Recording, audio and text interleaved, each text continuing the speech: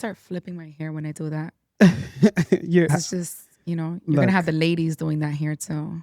Because that's your thing, right? you can express yourself however you Flips hair. look. Let's start by, I want to thank everyone, first of all, for all the support that you guys have been giving me, all the comments and likes and shares, everyone that's subscribed. Thank you. Thank you. It means a lot from the bottom of my heart. It really does. I just wanted to take a moment to thank everyone out there that's taking the time to subscribe and all the feedback and the people that are looking to collaborate and to hop on the podcast. So much love for you guys. Thank you so much. It means the world to me. And I'm really looking forward to working with you, of course, and everyone else is going to be hopping on. Kady doesn't have a choice, so she's going to have to be on regardless. She happens to live with me. So whatever my venture is her venture.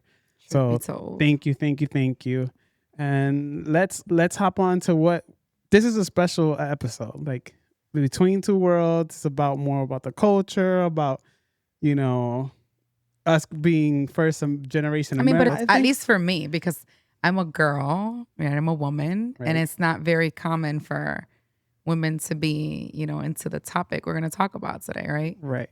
So. And unless you've been living under a rock, ladies and gentlemen, the Knicks are one win away from being champions of the NBA. It's been 84 years. 53 to be exact. Sweetheart, it's that 80. What is this, 1973? 1973. And it's been 84 years. And it's been 1999 since they've been in the finals. I think I was like 9 years old. 1990, you were 12. 12, yes. I was 12 years old. And look, this is a special episode. In this house and in many other people that I know houses, this is more than just sports. Like, people don't understand. And I think this does fall into the Between Two Worlds thing. Totally. Sports is more than just sports for us. Specifically to New Yorkers, I would say. Like, what do you feel or what do you think when someone says, like, what do you think it entails for us that the Knicks are one win away and that we're about to be champions? I mean, let's be serious. They're having one of the best seasons in franchise history. This is definitely more than just basketball for New Yorkers. They've been waiting 53 years for a championship. And even through the 53 years, not including the bandwagoners, of course, which are plenty. They've been waiting 53 years. And even through the 53 years, the loyalty has stayed. Like it's been a constant. They have rolled with the Knicks. They are showing up to the games through and through, watch parties. They missed 13 playoffs in these 53 years. So that's a lot of emotion going into, the Knicks possibly making it to the finals again. And through and through, even with those emotions, being played with, they stuck through. So this is definitely, more than just a game. Like this is history for New Yorkers. 100%. I wish Jason and Joel could be here for this episode. I mean, somebody has to check in on Joel. Yes. Like they need to check in on that man's blood pressure. Yes. Funny, actually, one of the reasons why I got so into, I've always been into sports, this. Right. But one of the reasons why I got so into basketball, specifically the Knicks, is because Joel had this wild fever, for this team that at the time I'm like, 15, 16. I'm like, these people haven't won since like 1675. So, and he's still writing for these people. Like, man's wore, their t-shirt, the hat, the socks, whatever have you, but he's rocking the gear. And interestingly enough, that's actually what made me want to watch what was the big deal about the Knicks. What do you think caused you to let's tune in? Like, this is what? Joel and his fever. Right. Like he was it was funny. It's just, he really loves the Knicks. And he's always, if there's, out of all of you guys, like I know that, growing up, I know, like at least our circle of friends and family. Like, I know how much you guys love the Knicks, but Joel's love for the Knicks is, I mean, I'm not gonna make this podcast about Joel, but the love Joel has for the Knicks is top level. Like, it's unmatched almost. So I think that's actually what got me watching And it's the the same with Knicks. Jason. Like, again, Same. I And wish he then was I here. found out that Jason was just Yes. as, as a lover boy for the Knicks. Passionate for it. A lover boy for the Knicks. I love the Knicks, but the way they dissect the Knicks, Yeah. like, they know the rosters every Yeah. year. They know who's getting traded, Yep. whose contract is expiring. And, like, it's very fascinating. I mean, again, for me, the feeling and the emotion is there for the Knicks, but they take it to a whole nother level. And if Joel and Jason are listening to this podcast, which I'm sure they are, guys, bring it back. They had a podcast. They had started a podcast. I don't know if you know. Which I heard, this. yeah. Jason shared a couple episodes, and I thought it was really dope. But Bring it back. especially because of Jason. Jason is not like this just with basketball. He's like this with sports. Like, once he gets into a sport, he definitely he dives into it. He dissects it. He dedicates himself to the knowledge behind it, like the whole nine. Right. We always talk about him actually being more than just, a city member for NYCFC. Yeah. Because he's very much, he's fun to talk to about sports, but Jason he's more than just like a fan of 100%. sports. And look, again, the name of the podcast was "This Is Our Years," which is so, for the Knicks fans out there, we know, like, this is so, it hits at the heart. Yeah. Because every year, it's literally our year. But something about 2026. Yeah, because 2025 hurt. I was hurt. You were going to bed because you had to work. Oh my God. And I'm out here having a heart attack by myself, waking you up and you know what happened. Yep. Yeah, so that was one of those years, like, it was very emotional. A very emotional year for New Yorkers and Every sports year and it basketball. Yeah, but last year was, I'm like, you almost had it. Right. You got to be quicker than that. Right. So. Right. I mean, look, I don't know what it is with New York and sports. Yeah. But sports it just hits it's just part of New York identity. It is. And what makes the Knicks so special, in my opinion, outside that now we have two basketball teams, which I wholeheartedly don't subscribe to the Nets. For me, they'll always be a New Jersey team. True. Now that they're in the Brooklyn, cool. If the Brooklyn Knights want to identify to being Net fans. Because they're real New Yorkers. Right. So I think all real New Yorkers, and this is like the one thing that makes the Knicks special in the city, is that you get Yankee fans, Met fans, Jets fans, Giants fans, Ranger fans, all fans of sports. They all support and get behind one team. NYCFC fans. NYCFC fans. They don't know yet, but they will know. Look. And the Knicks. If you know me, you know that I go hard for NYC. And we'll definitely do an episode covering NYCFC. Yeah, I can't wait to see that grow here. We all unite together for the Knicks. Yeah, it's special, and it's definitely showing out right now in the streets in a good and in a bad way. Yeah, we'll get to the negative in a little bit. Yeah. But definitely, this is special. Let us live. The ones that are haters, let us live. If you're not a real New York, if you're a transplant, let us be. It's just, this is special. Let us. Transplants. I'm telling you, they don't understand. If you're you just don't understand. What's the big deal? It's just basketball. No. And I think literally this is a great way to segue into it. What people don't understand is that what we're experiencing with the Knicks, it's literally a metaphor for us. We identify so much with the Knicks, and I think that's why it makes it more than just a game for us. It's the hustle. It's we never back down from a fight. Alvarado. Let me tell, I love you, but I love that man. I love Alvarado. If there's one player that embodies a New Yorker, that is Alvarado. Because it's funny enough, I was just watching a video on Instagram, and it's just so crazy because he's like what 6 feet, 6'2", something along those lines. Mm-hmm. And but compared to that of a 7 foot player like Wemby, he stands down to nobody. Nobody. To nobody. He absolutely stands down to nobody. He will fight any and everyone as long as you're disrespecting, he will let you know where you could go. And I think what makes Alvarado even more special is that he brings that attitude to the court. He does. Like that energy Yes, that he does. brings to the court, Yep. it's so New York. Like Yep. you cannot, nobody can say that he's not a New Yorker. Yeah. Like he's so aggressive. Mm-hmm. He's so competitive. Yeah. And Yep. and that's all New York. It is. We're so confident. We're so like fuck around and find out type of guy. Yeah. And it's true. In game 4, I remember there was a certain part of the game. I think it was the fourth quarter. That man was trying to body Wemby. Did you see how he literally grabbed him by the leg and damn near body slammed him? Literally. And I mean, they're worlds of a difference when it comes to their height. Right.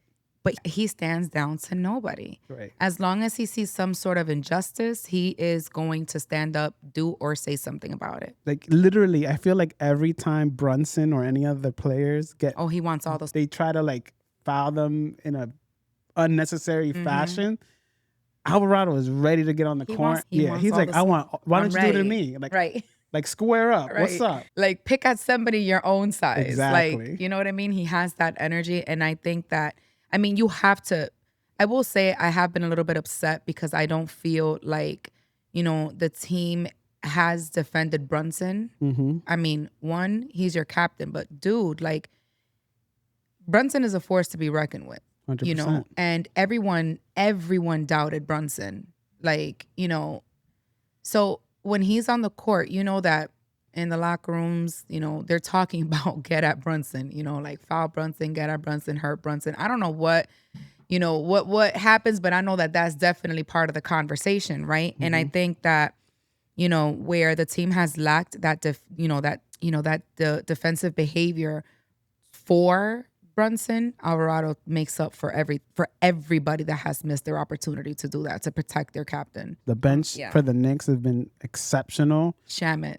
I was just going to go into it. I was going to say, man, the way that Shamet has showed up for us this playoff. Unbelievable. Like, to be called on his number and him to just make an impact the way that he's been making an impact. Yep. Like, shout out to Shamet, man. I love his story. If no one knows their story, like take a minute to read on that. I told you about it, why he's one of my favorite players, because his story is awesome. Like he's a go-getter, but he's also like, he's such a dedicated player. And I understand now why. He definitely wants to make an impact in the game, but also very much to his life and his background. Mm-hmm. I love Shamet. What a man, what a player. And it feeds back into the whole, what I was talking about earlier about how we, like, as New Yorkers, we identify with this team. Yeah, like, a million percent. Like, we don't understand. Like, yes, people like to talk about Billionaires Row. Mm-hmm. People talk about all the billionaires and millionaires we have in the city. But your average Joe, blue collar Joe guy, like, it's just like it resonates with the Knicks so much. Yeah. And people just need to understand that. And I think that's what, like, comes in. That's why it's so much more than just sports for us when it comes to this team. It is. Because, like, we literally see ourselves in the way that these players are playing and the way they're showing up for the city. Like, it means so much for us. Like, and again, yes. Like, this championship that, me and jinxing, but we will win in 2026, 3-1. I said it. Off. Like, I said it. We're up 3-1. Yeah. And something inside of us. Careful with what you're going to say. But you know what it is? Like, it's what we've been living through with them. It's hard not to take a moment and to just doubt. 1,000,000%. And we have to talk about this game. You know I'm a Debbie Downer. I'd rather prepare for the worst. Right. Rare is the time that I am like, oh yeah, we got this. Whether it's, damn Jets and Giants. Even NYCFC sometimes. Yeah, most times now. Most times, yeah. So, but I'm a Debbie Downer. I definitely prepare for the worst. Very rare is the case that I'm calling out the score, how we're going to end the game with NYCFC. I mean, the Giants and the Jets, I don't even talk about it. I'm just like, I already know what's going to happen, right? But let's talk about game 4. And that's why I think it's okay for me to mention what I just said. No, totally. I Because agree. for us to be down 20, like we were watching the game. With the craziest sad faces. Devastated. I don't understand how we didn't shut off the TV. How we didn't stop watching the game. Because of me. I was going to say it's because of me because I'm a Knicks fan. You left. No, I mean, I was watching you were paying attention, but I was so, I don't know why, but I felt, you know what's funny? Chopped cheese. He had, remember I told you actually, he's in Cali with his girl and, you know, I follow him on Instagram and he had said that he, Chopped cheese, we got to have you on here, by the way. Absolutely, 1,000,000%. But he had said that he won like a giveaway and it was like halftime when he put a story about that. And then he said, I just won a giveaway. And I think it was like a Kobe card or something like that. And he said, the game's going to turn around. Like things are going to turn around. The Knicks got it tonight. And when he put that, I'm like, you know what? I'm not going to be regular old Kady. They're going to turn it around. Which is when I came to tell you they're going to turn it around. I just said it. I didn't believe it necessarily. But yeah, you were devastated that day. Because you said at the beginning of the game, if we lose this game tonight, we lost the series. That's how I felt. I agree. That was a valid feeling. I think a lot of fans felt Absolutely. that way. Because Absolutely. for us to come home and to lose both games at home, yeah, those first 2 games. Again, playing with our emotions. And don't get me started with the refs. Oh my God, no. I mean, they either have a bet going on or they are all absolutely drop dead in love with Wemby because I've never seen games called like that. It's outrageous. It's outrageous how they didn't call that when Wemby hit Brunson, pushed Brunson from the neck down. And you know that was reviewed, right? Yes. Like literally that would have been his 4th flagrant. But that's why they didn't call it because if that would have been his 4th flagrant, you're gonna have to get suspended now, buddy. Right. And they weren't gonna do that in the finals. Absolutely not. So that's what I think it is, not to be a conspiracy, like conspiracy theorist. Conspiracy, you know what I mean? For me, the league wants to push the business side of it. Agreed. They're breaking records with viewership. They're breaking records with sales. Like the amount of merch that is moving through the streets at least for the Knicks. I don't know about San Antonio. New Yorkers. We're fans. Yes, like there's so much money. The league is making so much money right now. And the viewership is so high. Yeah. Mind you, I have my USA jersey on. The USA plays Paraguay today. Yeah. But the viewership for the NBA Finals is so high right now with the World Cup happening right now that the league has to find some type of way, I think, and I hate to say manipulate, and to extend this series as far as they can. I understand it too, but don't be unfair about it either. Right. You know what I mean? Because again, this is a championship of generations. You know, like the reason why viewership is so high is because you have all the believers and all the non-believers tuned in. They're watching this game. You know, and now everybody at work is watching the finals because the Knicks are in the finals 27 years later. So it's just like, be fair about it. I understand the business part of it, but also don't play dirty, Wemby. Don't play dirty because like when they called, I think it was OG that they called him out of bounds. His foot was nowhere near the line. Yeah, I think it was OG. Or Hart. No, I think it was OG. I think it was OG. And I was like, wait, am I tripping? Maybe I didn't see it. So I absolutely went online and I wanted to see, like, am I tripping? You know what I mean? You don't do stuff like that. Right. I understand that, again, you know, the business aspect of it, but that's just dirty work. You don't do that. But yes, viewership is at an all-time high because you're welcome, New Yorkers. You know what I mean? Like, right.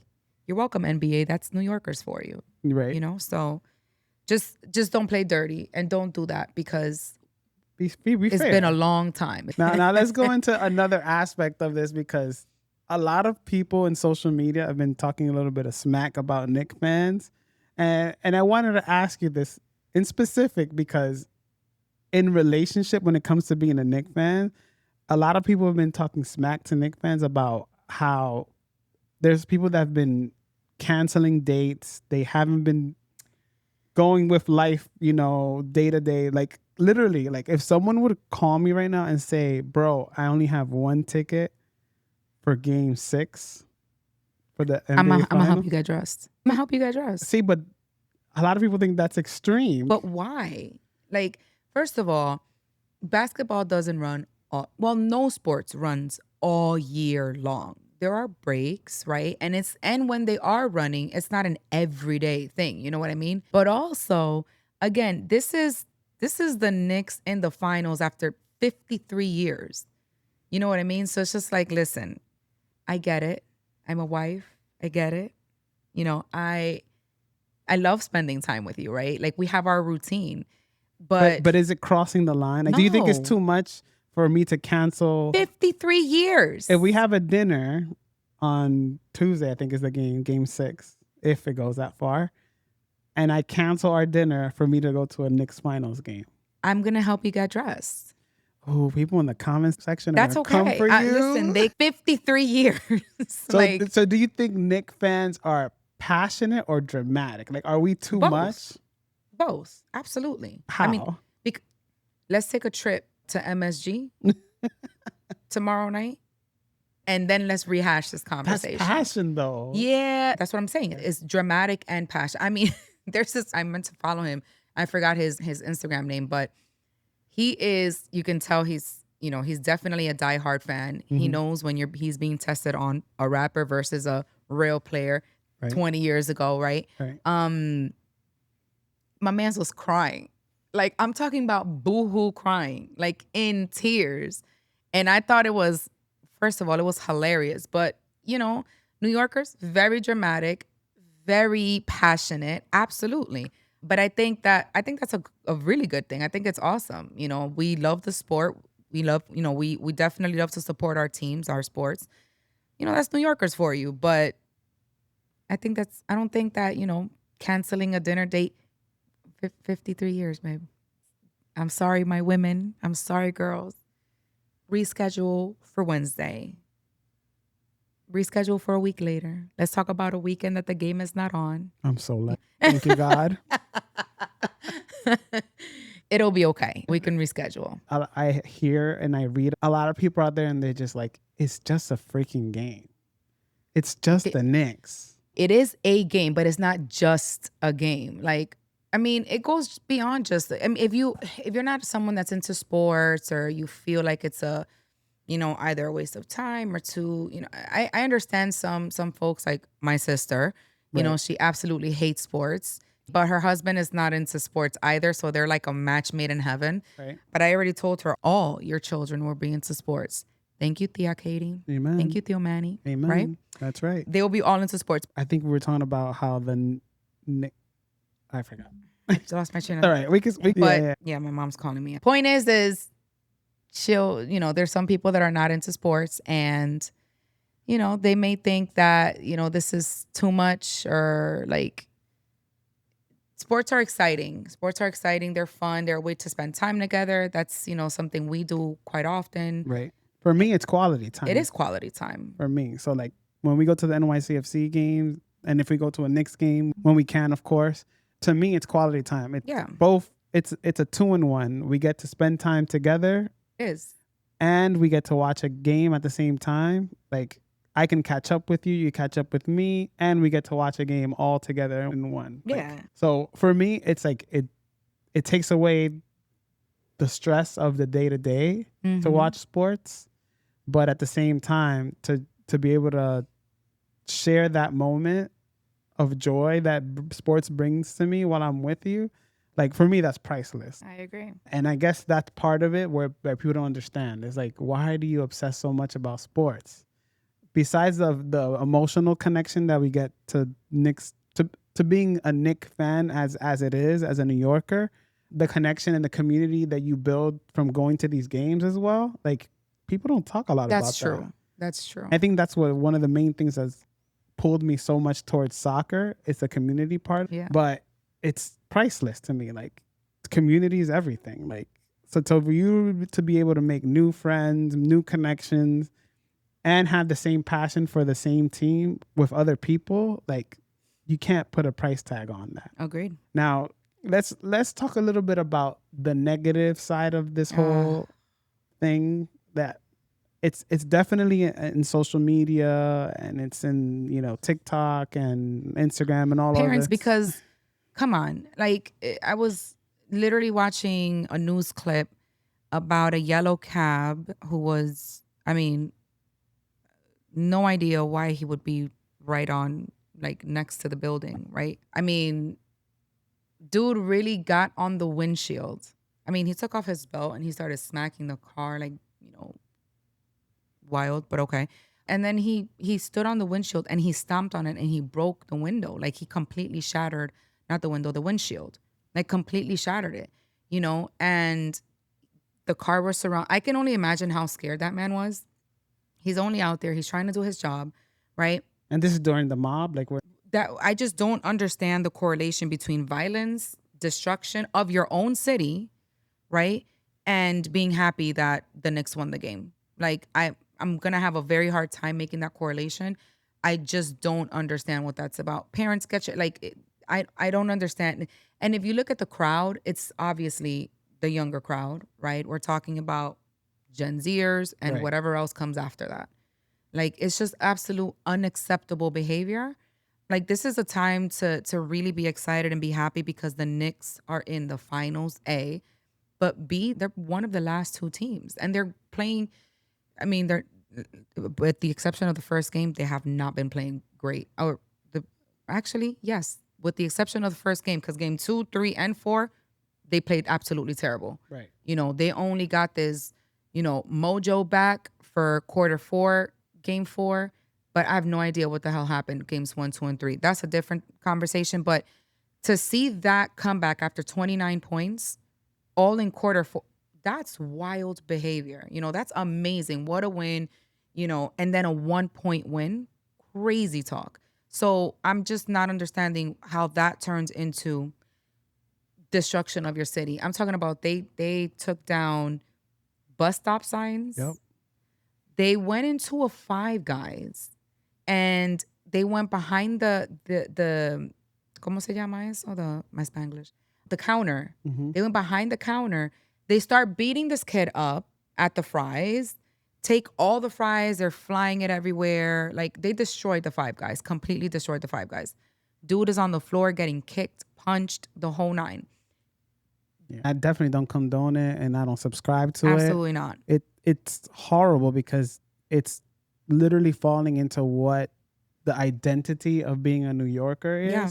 and it's highlighting such a negative part of, like, I mean, that's not New York for me. No, Like, it's not. this is where passion gets confused with getting into madness. What's the necessity? Why can't a Spurs fan come and root for their team in New And York? walk out with their jersey and not Yes. get beat up for it. Like, again, be passionate. I mean, the fans have been going out here and throwing garbage cans and all other items Yeah. to both the Spurs fans and the buses.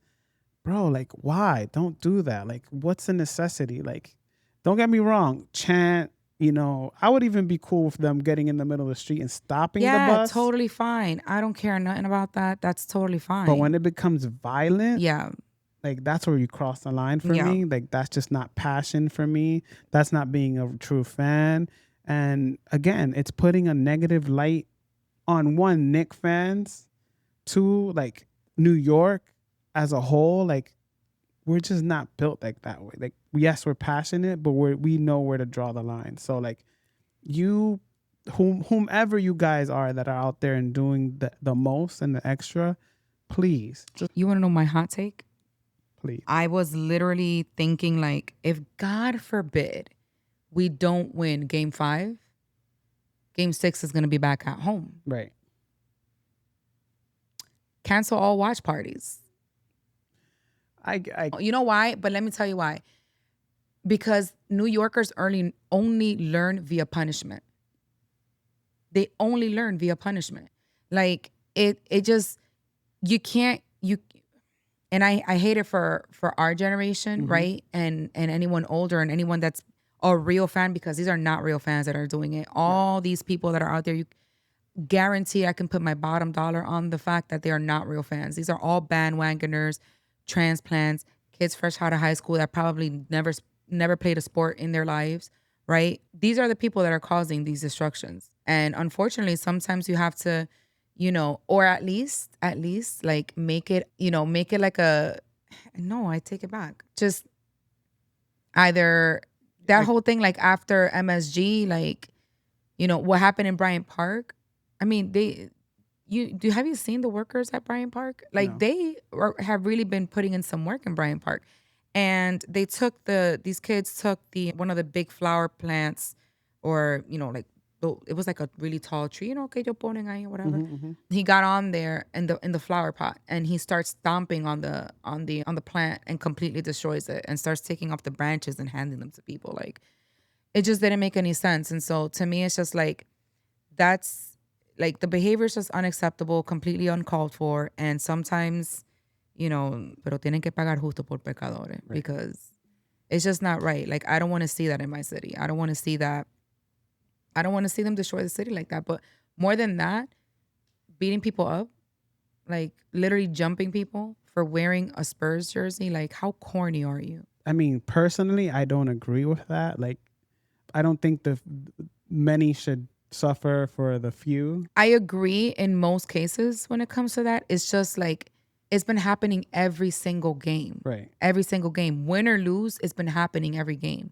You put some blame on the NYPD, you think? And you know what? Let me take that back. Not totally, because they can only do but so much. Right. In my opinion, we don't have enough officers.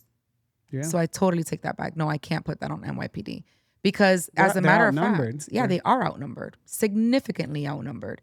So yeah, I definitely spoke too fast, because no, I can't put that on NYPD. They're doing what they can. They're outnumbered.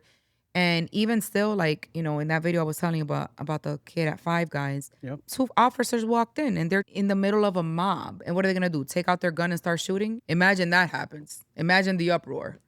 So it's just, they're outnumbered. It's unfortunate. We don't have enough officers. They don't have enough backup. It sucks. It would definitely suck to not have a watch party. Yeah, It really after would. so long of waiting. Personally, I think that at the minimum, what they should do is have all the theaters that are available Yeah. and host the watch That'd be party. Yeah, so like, Radio City Hall, Lincoln Center, the Broadway, all these theaters where Broadway is, if they can set it up so that they can host the fans and it could be like a more controlled environment. Yep, I agree. And then as soon as a fan gets a little too rowdy, then it's easier to pick them up Right, and then and just get in. throw them Yep, out. absolutely. So if Totally agree. if we're not gonna host it in Central Park, which they haven't announced this, Right.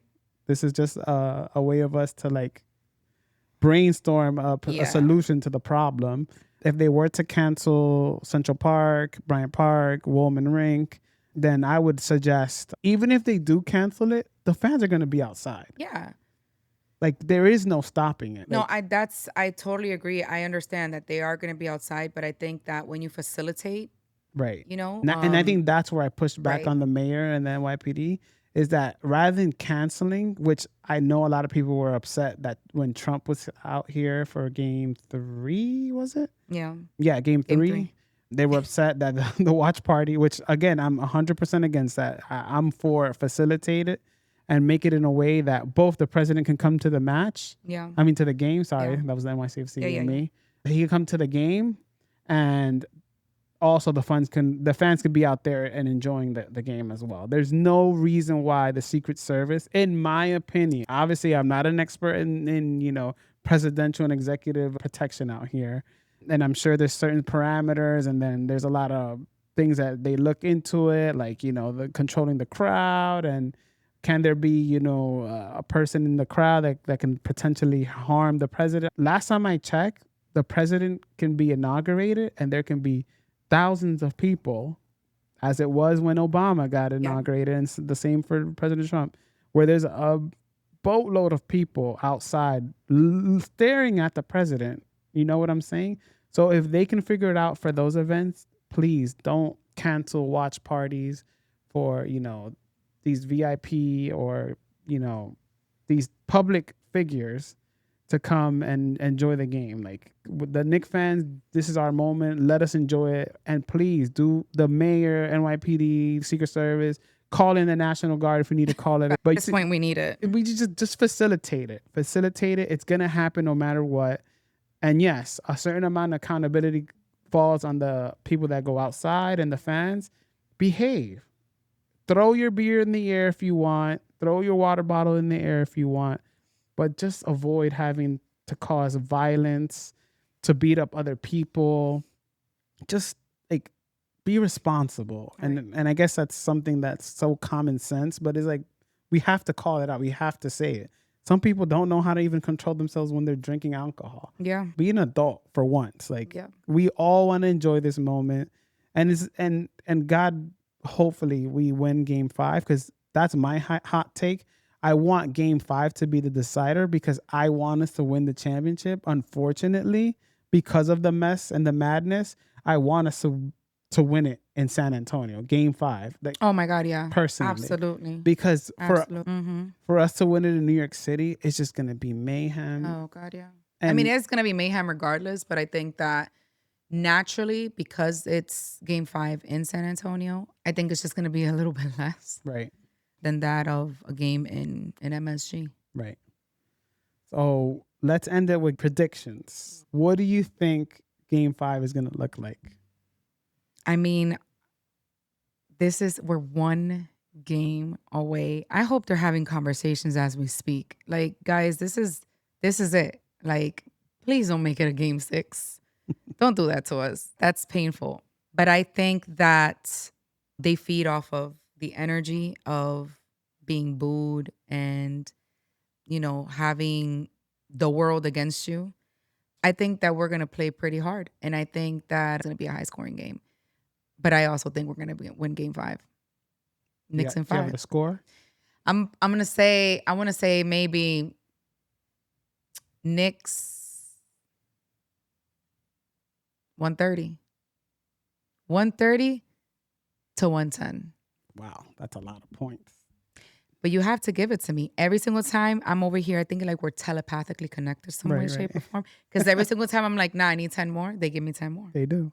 Every time I ask for a 20-point difference, they gave me a 20-point difference. I think that, and we didn't even get into the refs that much, which we should have, but I don't want to. Because I think that's another 20-minute 100% minimum.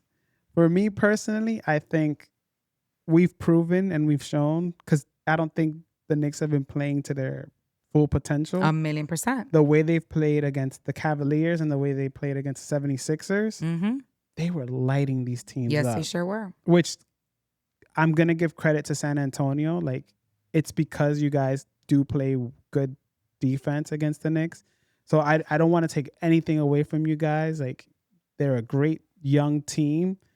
And the way that they didn't show up and close game 4 was ridiculous. Like, you got to give it to Castle, man. Oh my God. Boy is a problem. He is a problem. He's a problem. But the way that they weren't able to close out a game when they had a 29-point lead, it shows the inexperience in the team and in the coaching.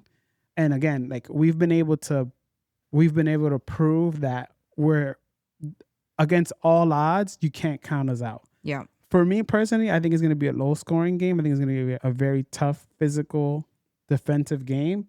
I think the Knicks win 103 to maybe 95. And if I win, what do I get? We'll talk about that off the camera.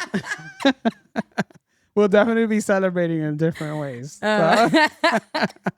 Oh my gosh, I should have said that off camera. Yeah. No, but look, thank you for doing this with me. I don't want to make it a lot longer. I feel like we can talk about this for an eternity, and God knows that because Joel and Jason aren't here, we definitely didn't make it more extensive than it needed. Oh God, I mean, we were talking about all the teams in the 90s. Oh, bad contracts, bad draft picks. Oh my God. Oh God, constant coaching changes. Right. Oh, the expectation of what Brunson was even going to be in the Knicks, because Brunson was dragged, man. He was dragged. Stephen A. Smith was the first one. Listen, that's the first one I'm expecting an apology from.